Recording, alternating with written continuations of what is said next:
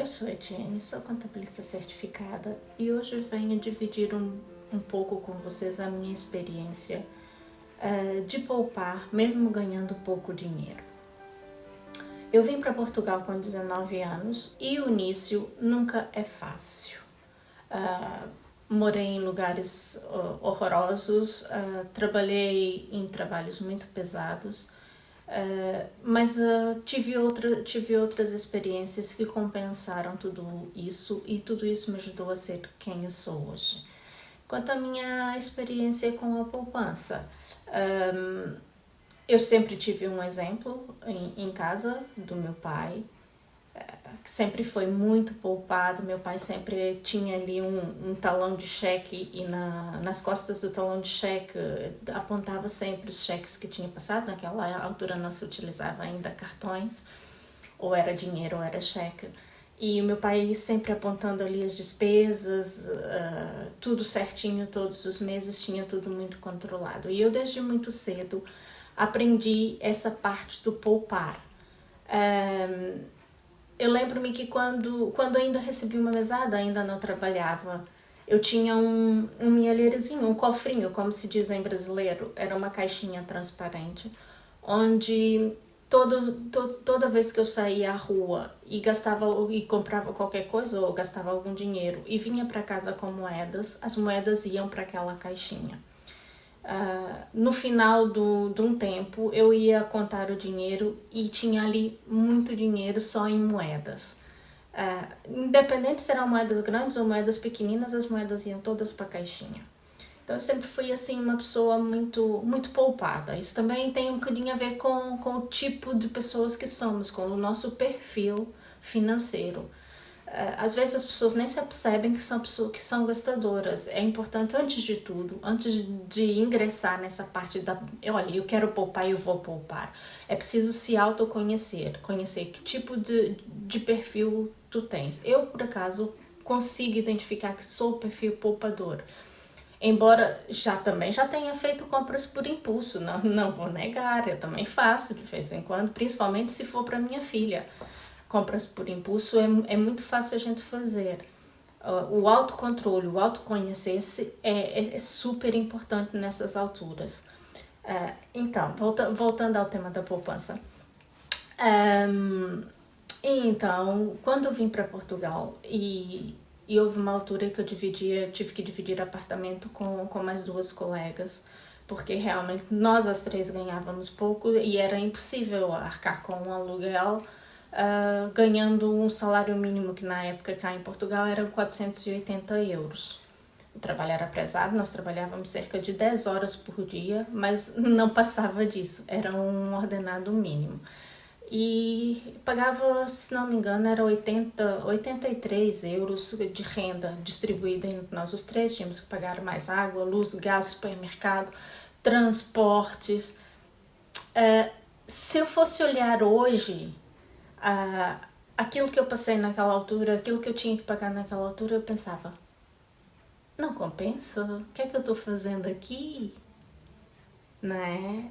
Uma pessoa pensa assim, eu ganho tão pouco e tenho que pagar isso tudo, o que é que eu faço aqui? Que normalmente os brasileiros quando saem do seu país, ou uma pessoa quando imigra, ou mesmo os portugueses vão para fora, a ideia é sempre ter uma vida melhor e ganhar algum dinheiro, talvez um dia voltar para o seu país.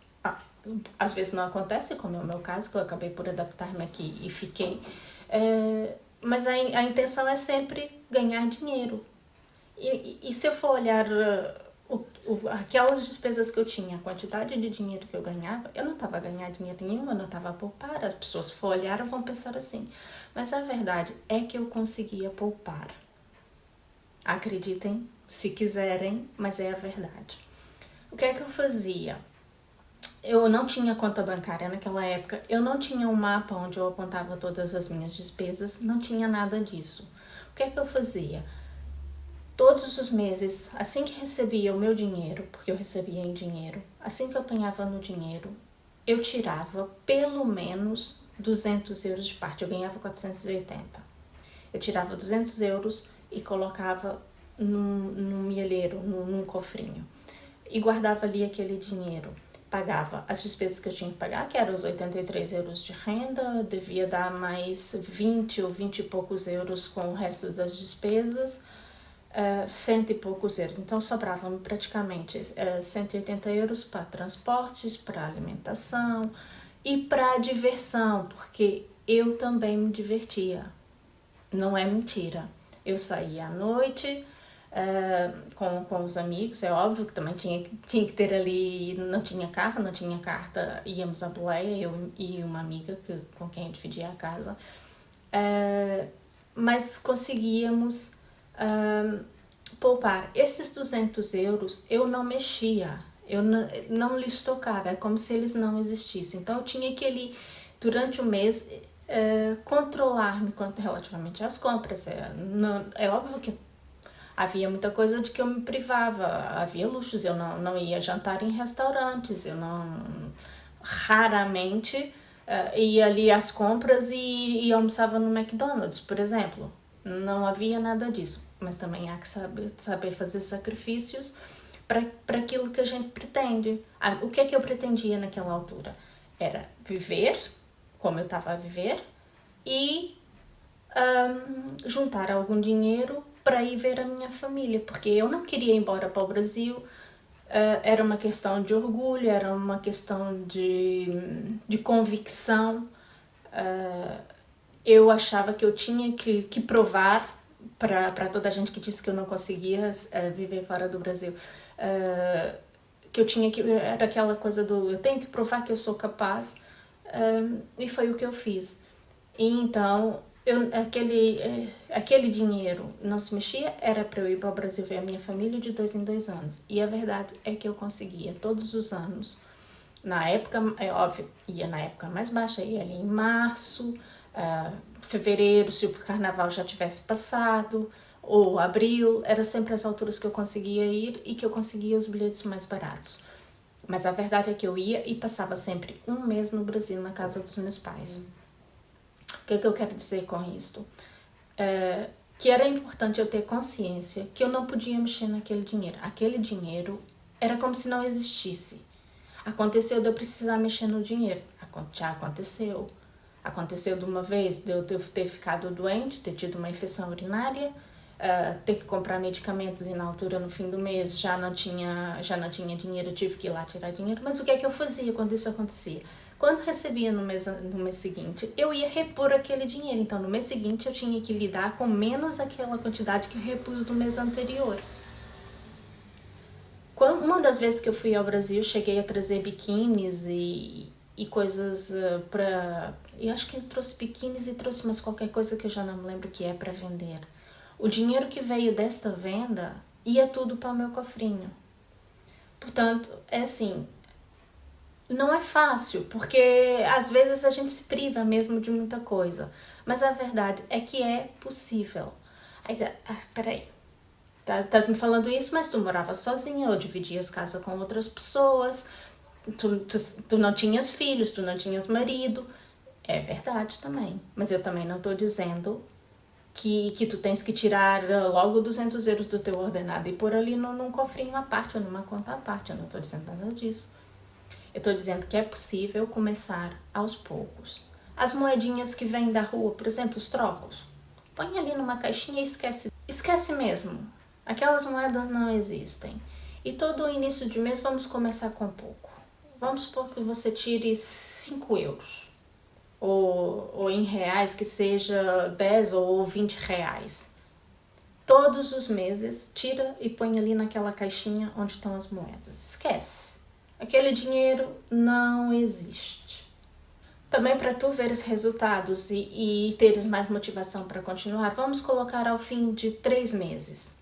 Abre lá o teu milheiro, o teu cofrinho e vê quanto dinheiro tem. Se achar que é assim mais útil ou mais difícil de gastar o dinheiro, troca as moedas por notas.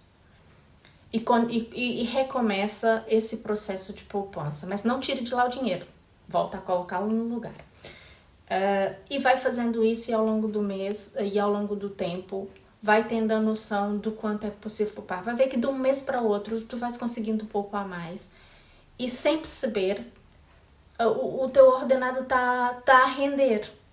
Ao fim do ano, talvez não tenhas dinheiro, como também estamos a falar de uma poupança pequenina, talvez não tenhas dinheiro, por exemplo, para fazer uma viagem para a Grécia, para o Brasil, mas tens dinheiro para passar um fim de semana ali no Alentejo, ou tens dinheiro para passar um fim de semana com a família num hotel ou numa praia, ou pelo menos parte do dinheiro para isso, que depois juntando, depois talvez seja possível complementar com o dinheiro, talvez já consigas gerir um bocadinho mais e complementar para fazer uma viagem um bocado maior, ou para comprar aquele telemóvel. Olha, o meu marido comprou-me um telefone novo há 2 semanas, com o dinheiro do milheiro dele. Todos os meses ele ia juntando 10, 20, 30 euros ali na caixinha dele. E comprou e deu-me esse presente. E não nos custou.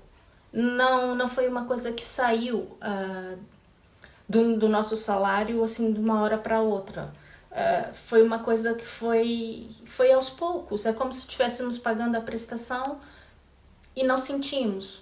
Mas não é bem pagar a prestação, porque a prestação já foi paga antes, porque saiu do salário antes. Mas é um dinheiro que, se não tivesse sido posto de parte, teria sido gasto em sabe-se lá o quê.